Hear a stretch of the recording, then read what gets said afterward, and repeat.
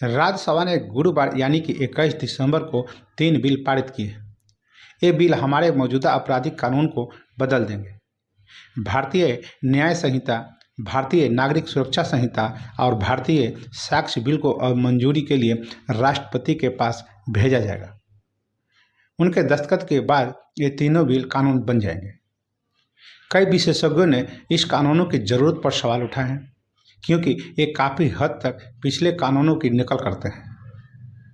कई लोगों ने लोकतंत्र पर इसके प्रभाव को लेकर भी सवाल उठाए हैं, क्योंकि हाल ही में संसद की सुरक्षा के उल्लंघन पर गृह मंत्री अमित शाह से बयान मांगने पर विपक्ष के 146 सांसदों को निलंबित कर दिया गया था।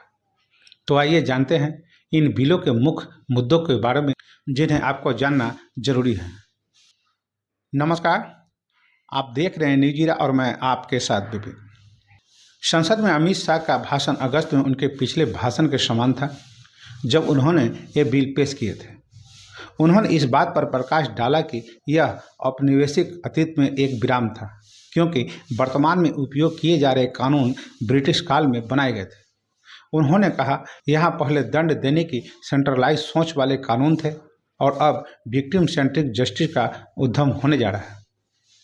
उन्होंने लोकसभा में कहा, ये ब्रिटिश राज और ब्रिटिश काल की गुलामी के सारे चिन्ह समाप्त करके संपूर्ण भारतीय कानून बनाने जा रहे हैं।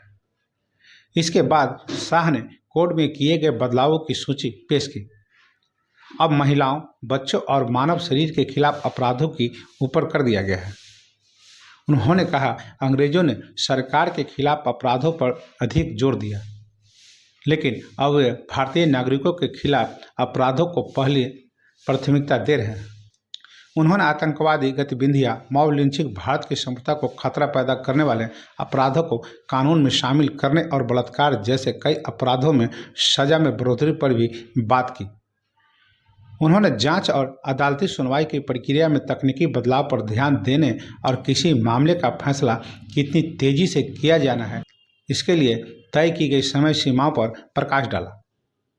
अमित शाह ने कहा, तारीख पे तारीख युग का अंत सुनिश्चित होगा। संवैधानिक कानून के जानकार प्रोफेसर तरूभान खेतान की तुलना में मुताबिक नए कानूनों में 80% से अधिक प्रावधान समान हैं। इसके बाद भी कुछ महत्वपूर्ण परिवर्तन हुए हैं। भारत की संप्रभुता, एकता और अखंडता को खतरे में डालने वाले कृत्यों को एक नए अपराध की कैटेगरी में डाला गया है, जबकि तकनीकी रूप से राजद्रोह को आईपीसी से हटा दिया गया है, जिस पर सुप्रीम कोर्ट ने भी रोक लगा दी थी। यह नया प्रावधान जोड़ा गया है। इसमें किस तरह की सजा दी जा सकती है, इसकी विस्तृत परिभाषा दी गई है। आतंकवादी कृत्य जो पहले गैर कानूनी गतिविधियां रोकथाम अधिनियम जैसे विशेष कानून का हिस्सा थे, इसे अब भारतीय न्याय संहिता में शामिल किया गया है।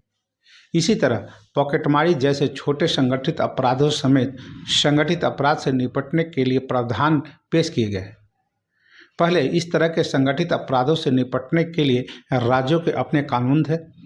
मॉब लिंचिंग यानी जब 5 या उससे अधिक लोगों का एक समूह मिलकर जाति या समुदाय आदि के आधार पर हत्या करता है, तो समूह के प्रत्येक सदस्य को आजीवन कारावास की सजा दी जाएगी। शादी का झूठा वादा करके सेक्स के विशेष रूप से अपराध के रूप में पेश किया गया है। वह विचार और धारा 377, जिसका इस्तेमाल समलैंगिक यौन संबंधों पर मुकदमा चलाने के लिए किया जाता था, इसे अब हटा दिया गया है। पहले केवल 15 दिन के पुलिस रिमांड दी जा सकती थी, लेकिन अब अपराध की गंभीरता को देखते हुए इसे 60 या 90 दिनों तक दिया जा सकता है। छोटे अपराधों के लिए सजा का एक नया रूप सामुदायिक सेवा को शामिल किया गया है। सामुदायिक सेवा को समाज के लिए लाभकारी बताया गया है। जांच पड़ताल में अब फॉरेंसिक साक्ष्य जुटाने को अनिवार्य बनाया गया है। सूचना प्रौद्योगिकी का अधिक उपयोग, जैसे खोज और बरामदगी की रिकॉर्डिंग, सभी पूछताछ और सुनवाई ऑनलाइन मोड में करना, एफआईआर जांच और सुनवाई के लिए अनिवार्य समय सीमा तय की गई है। उदाहरण के लिए अब सुनवाई के 45 दिनों के भीतर फैसला देना होगा। शिकायत के 3 दिन के भीतर एफआईआर दर्ज करनी होगी अब सिर्फ मौत की सजा पाने दोषी को दया याचिका दाखिल कर सकते हैं। पहले गैर सरकारी संगठन या नागरिक समाज समूह भी दोषियों की ओर से दया याचिका दायर करते थे।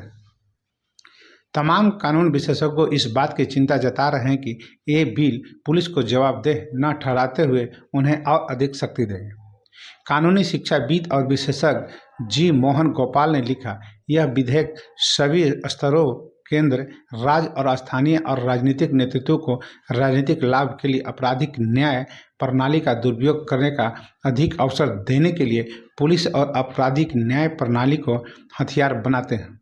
उनका मानना है कि यह एक गिरफ्तार व्यक्ति के बायोमेट्रिक्स एकत्र करना अनिवार्य करके एक निगरानी करने वाले राज्य भी बनाता है। उदाहरण के लिए अनूप सुरेंद्रनाथ और सहयोगियों के साथ प्रोजेक्ट 39A चलाते हैं। यह मृत्यु दंड के दोषियों को प्रतिनिधित्व करता है। उन्होंने लिखा कि त्वरित न्याय के लिए न्यायिक रिक्तियों और न्यायिक बोझ को कम करना होगा। यहाँ तक कि फॉरेंसिक के उपयोग के लिए भी बुनियादी ढांचे और कर्मियों के प्रशिक्षण में निवेश की जरूरत होगी।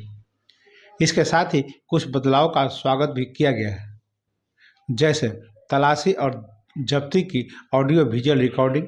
हालांकि यह कितना प्रभावी होगा यह इस बात पर निर्भर करेगा कि इसे कैसे लागू किया जाता है। प्रोजेक्ट 39A का मानना है कि यह कानून व्यापक अति अपराधीकरण और व्यापक पुलिस शक्तियों द्वारा राज्य के नियंत्रण को अनुसूचित रूप से विस्तारित करता है। इस संबंध में सबसे बड़ा परिवर्तन पुलिस हिरासत का विस्तार और भारत की संप्रभुता को खतरे में डालने पर नए अपराधों की शुरुआत है।